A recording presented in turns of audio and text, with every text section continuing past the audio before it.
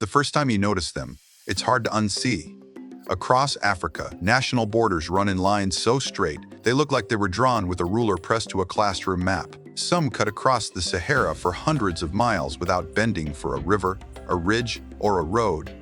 Others meet at sharp angles, forming neat corners in landscapes that are anything but neat. From orbit, those borders can resemble seams in fabric, except the fabric is a continent that spans about 7,300 miles from north to south and nearly the same from west to east. So why does Africa, more than almost anywhere else, display so many of these geometric boundaries? The answer isn't hidden in geology or climate. It sits in paperwork, in treaties, in coordinate grids, and in decisions made far from the places those lines would eventually divide. Straight borders are a clue. They tell you when a boundary was designed for speed, for negotiation, and for administration, rather than for the shape of the land or the patterns of the people who lived on it. Look closely at a political map of Africa and you'll see two kinds of borders competing for attention. Some follow obvious physical features: coastlines, large rivers, watersheds, mountain ranges. Those borders look organic, as if the land itself suggested them. Then there are the others, the long, clean segments that slice through deserts and savannas with almost no regard for what's underneath. Those straight lines usually point to a specific historical process, modern imperial boundary making, most intense in the late 1800s and early 1900s. To understand that process, it helps to rewind to how borders worked in many parts of the continent before European empires began fixing lines on maps. Political authority often existed as a network rather than a fence. Kingdoms, emirates, city-states, and confederations held power through tribute, military reach, and trade routes. Control could fade gradually at the edges, strengthening again near a market town or a strategic pass. In arid regions, influence could be seasonal, tied to grazing patterns and water. In that kind of world, a border wasn't always a single surveyed line you could stand on. It was a zone where rules and loyalties changed. A European state approaching Africa in the 19th century brought a different expectation. In Europe, borders were increasingly treated as precise, legal objects. Maps weren't just illustrations, they were instruments of sovereignty. A treaty line was meant to be reproducible, enforceable, and ideally simple enough that two governments could agree on it without spending years arguing over every bend in a river. That need for simplicity collided with a practical problem: knowledge. Large areas of Africa's interior were not mapped in the detailed, standardized way European administrations demanded.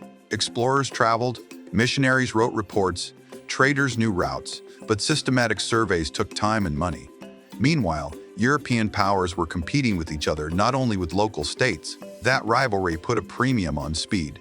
This is where the Berlin Conference matters, not because a single meeting magically split a continent, but because it formalized rules and intensified competition. From late 1884 into early 1885, European states and the United States attended negotiations that produced a framework for claims in Africa, including the principle commonly described as effective occupation.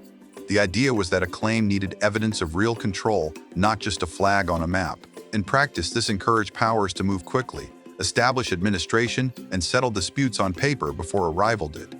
Speed changes everything. When you need to draw boundaries quickly, you reach for what is easiest to define. A river boundary sounds simple until you confront a river that braids into channels, floods, shifts course, or vanishes into wetlands. A mountain boundary sounds clean until you have to decide whether the border follows the highest ridge, the watershed, or a set of peaks that twist for hundreds of miles. A boundary based on languages, trading zones, or alliances requires knowledge, and knowledge requires time. Straight lines don't. Straight lines can be written in a treaty as coordinates. A boundary can be the 22nd parallel north or the 14th meridian east. It can be a straight line from point A to point B, where point A and point B are described by latitude and longitude. That kind of language is precise in a legal sense, even if it is blind in a human sense. It turns a complex landscape into geometry. You can see coordinate logic most clearly where the land itself seemed empty on a colonial map. Deserts were especially vulnerable. To an administrator in Europe, the Sahara looked like open space, an ideal canvas for neat borders. On the ground, it was never empty.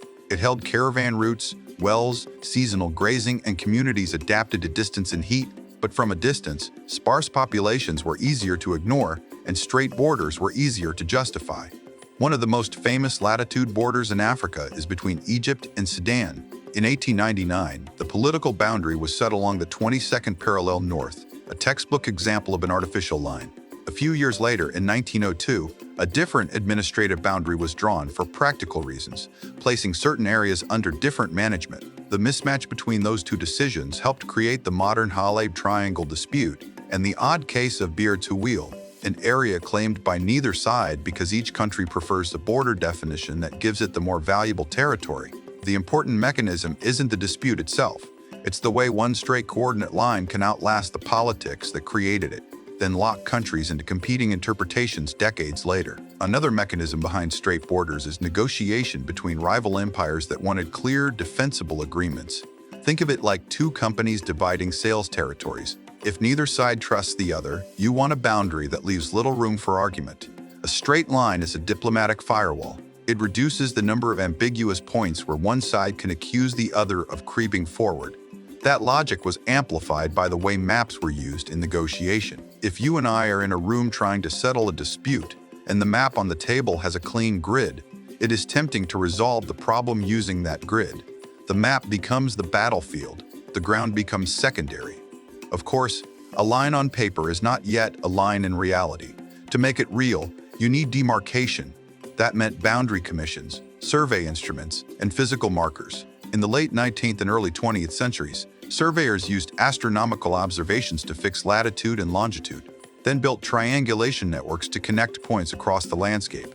In open desert, that could be relatively direct, though still punishing in heat and distance. In forests and savannas, demarcation might require cutting long clearings so the border could be recognized, then placing stone cairns, metal posts, or other markers at intervals. Demarcation is expensive, which created another incentive to keep borders simple. Every bend in a boundary increases the length and complexity of surveying. Every dispute over a river channel creates future costs. A straight segment reduces the number of turning points, and turning points are where arguments live. Not every straight border in Africa is a pure parallel or meridian.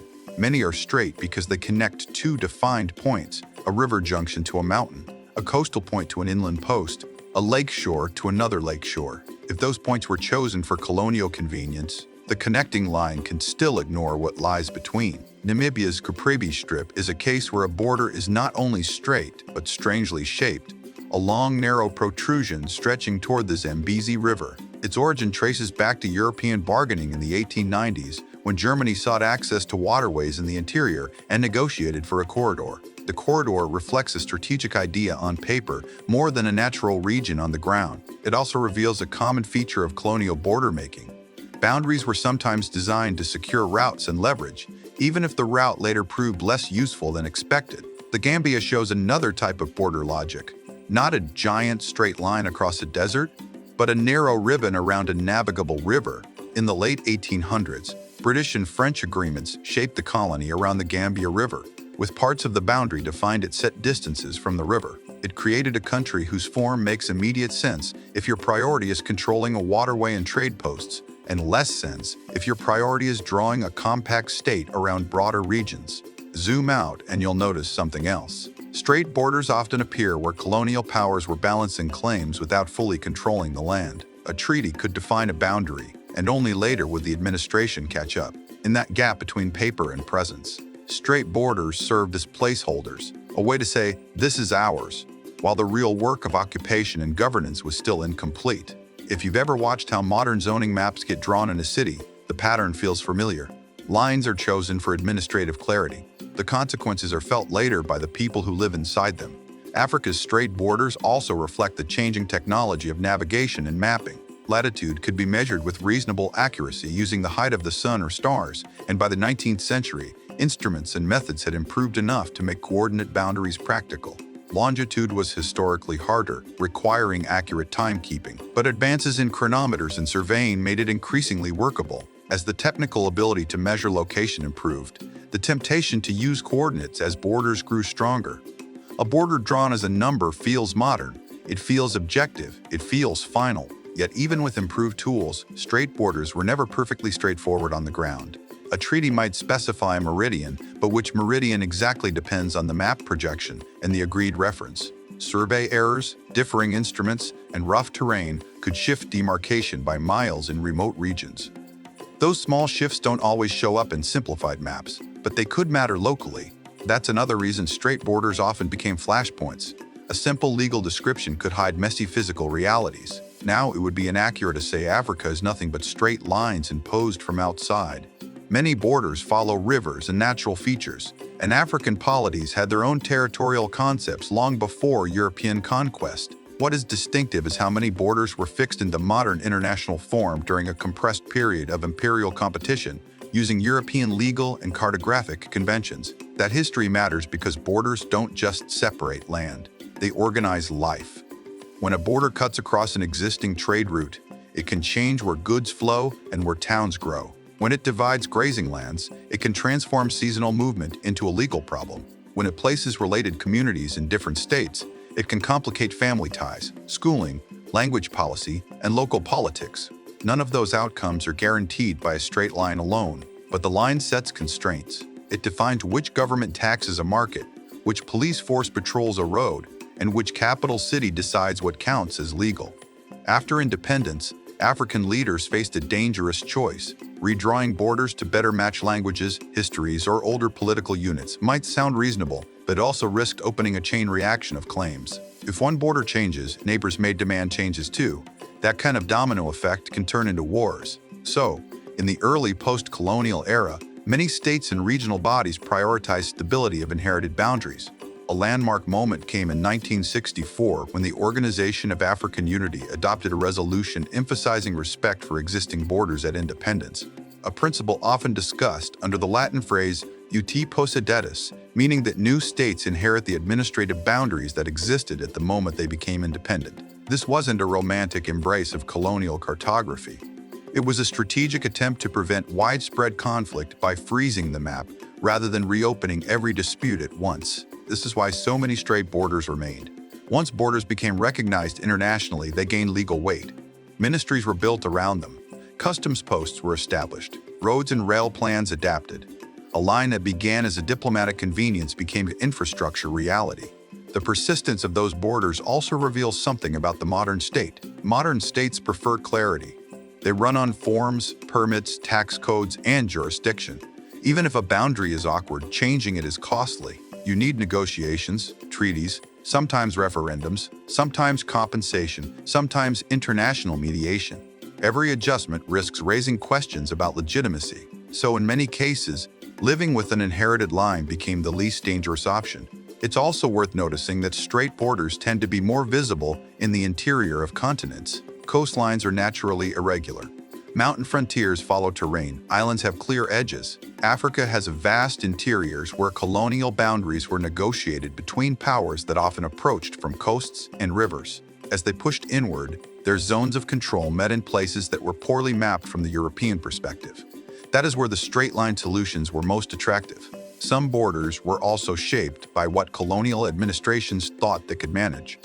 If an area seemed difficult to govern directly, it might be treated as a buffer zone. If a river offered transport, it might become a spine for control. If a region was believed to hold resources, boundaries might be tightened around it. Straight segments could help secure those strategic priorities quickly. A final piece of the puzzle is psychological but grounded in how humans interpret maps. A straight line communicates authority. It looks deliberate. It suggests a decision made with confidence. For imperial governments, that visual clarity mattered. Maps were used to justify claims to voters, rivals, and investors. A clean border on paper made the empire look organized, even if the reality was uncertain. So when you see those ruler straight segments across Africa, you're not seeing a geographic accident. You're seeing a signature of a particular era, when European states competed for territory using treaties and coordinate grids, and when the demand for legible, negotiable boundaries often outweighed the demand for local accuracy. That signature survived because it became embedded in law and administration, then defended in the name of stability after independence. The line might look calm on a map, but it carries a history of deadlines, rivalries, and decisions made under pressure. Next time you pull up a map on your phone, pause over one of those straight borders and ask a simple question: who benefited from making it so easy to draw? The answer won't be found in the sand or the grass. It will be found in the way power moved through documents and in the way a grid of latitude and longitude turned a continent into something that could be divided with numbers. Be curious and always seek to learn something new. Subscribe and see for yourself. Thanks for watching.